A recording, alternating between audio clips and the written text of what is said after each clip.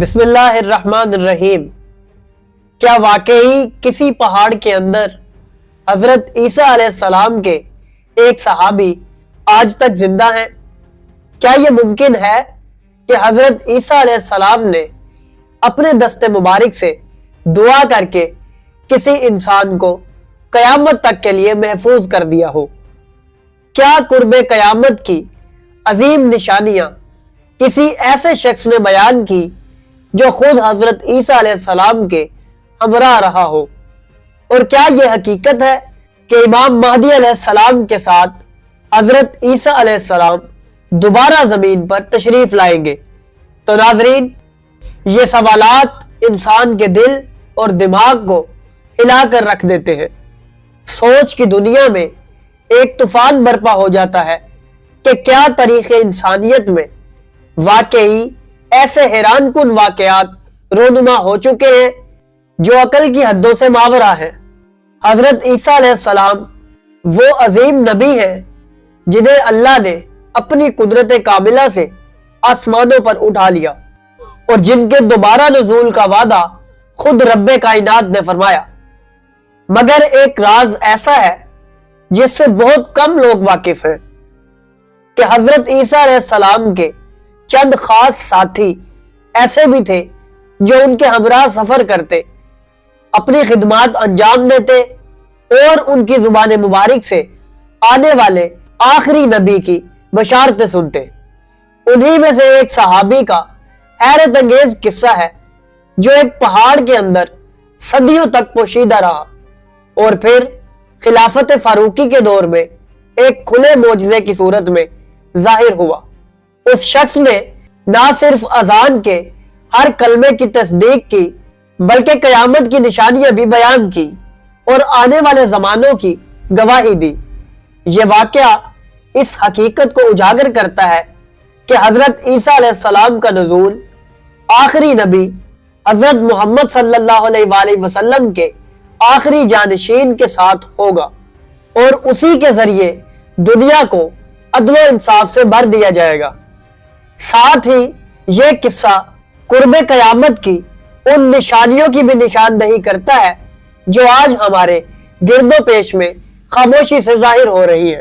حضرت عمر بن خطاب کے عہد خلافت میں جب حضرت سعد بن ابی وقاص نے حلوان کی سمت پیش قدمی کی اور مارکہ نہاوند میں فتح حاصل کی تو عصر کی نماز کا وقت آ پہنچا۔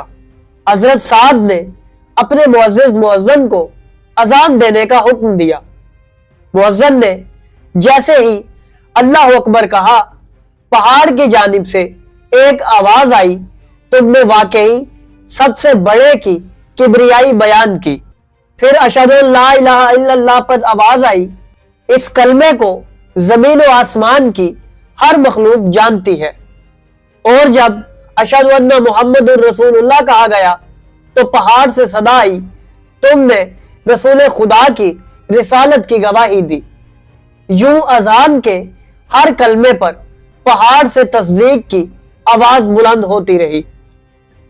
جب اذان مکمل ہوئی تو مؤذن نے پکار کر کہا، اے اللہ کے بندے، ہم نے تیری آواز تو سن لی مگر تو ہمیں نظر نہیں آیا، ہمارے سامنے ظاہر ہو۔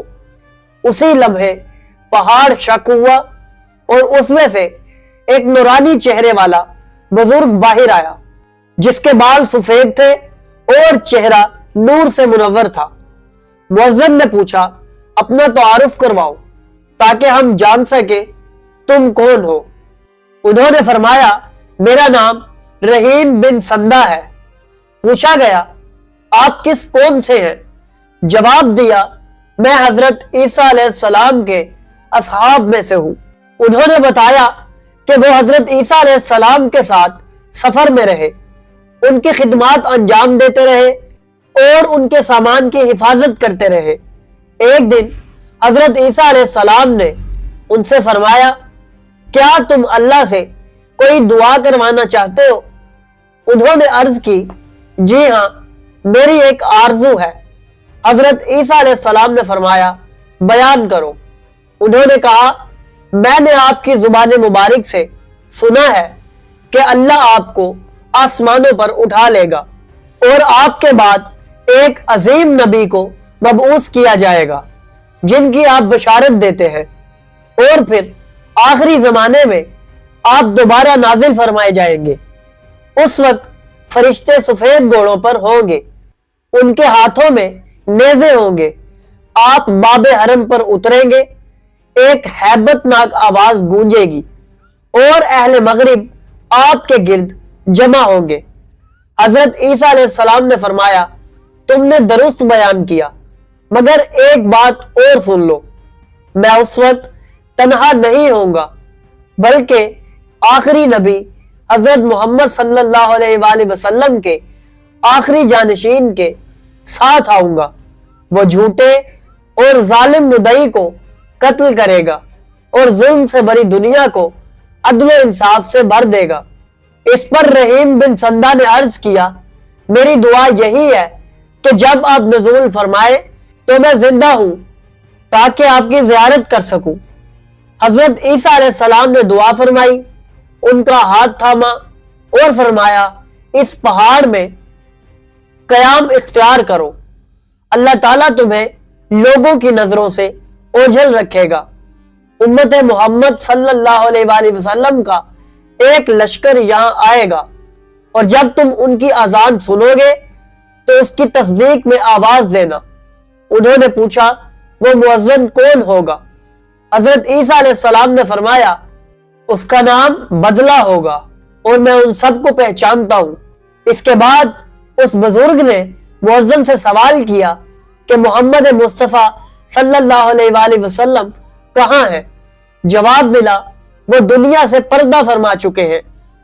پھر قرب قیامت کی نشانیوں کے بارے میں پوچھا گیا تو انہوں نے فرمایا، جب امت اپنے نبی کی سنت ترک کر دے گی، مساجد کو صرف زیب و زینت کا مرکز بنا لیا جائے گا، قرآن مجید کے نسخے نقش و نگار سے بھر دیے جائیں گے، غلام اپنے آقاؤں پر حکم چلانے لگیں گے، سود کو فائدہ سمجھا جائے گا، بدکاری عام ہو جائے گی، پانی زمین کے اندر اتر جائے گا، مائیں اپنی بیٹیوں کی زنا کی کمائی کھانے لگیں گی، حرام اولاد پھیل جائے گی، اور انبیاء کی اولاد کو قتل کیا جانے لگے گا۔ یہ سب بیان کرنے کے بعد وہ نورانی شخصیت دوبارہ پہاڑ میں داخل ہو گئی اور پہاڑ پہلے کی طرح بند ہو گیا۔ یہ واقعہ محض ایک داستان نہیں بلکہ ایمان کو تازہ کرنے والا ایک زوردار جھٹکا ہے۔ یہ ہمیں یاد دلاتا ہے کہ انبیاء علیہ السلام کی باتیں کبھی جھوٹی نہیں ہوتی۔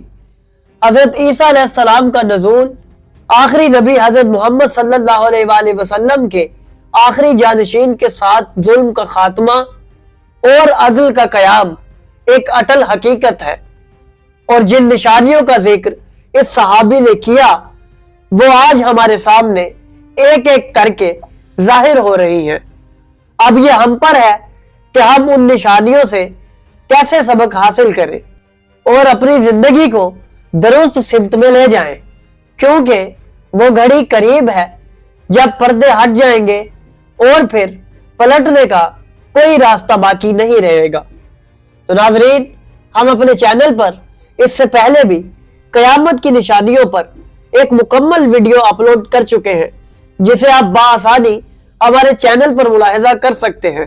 تو ناظرین، اگر آپ کو ہماری یہ کاوش پسند آئی تو ہماری ویڈیو کو لائک کریں، ہمارے چینل کو سبسکرائب کریں اور بیل آئیکن کو بھی دبا دیں تاکہ آپ کو ہماری آنے والی مزید ویڈیوز ملتی رہے اور آپ علم سے مستفید ہوتے رہیں۔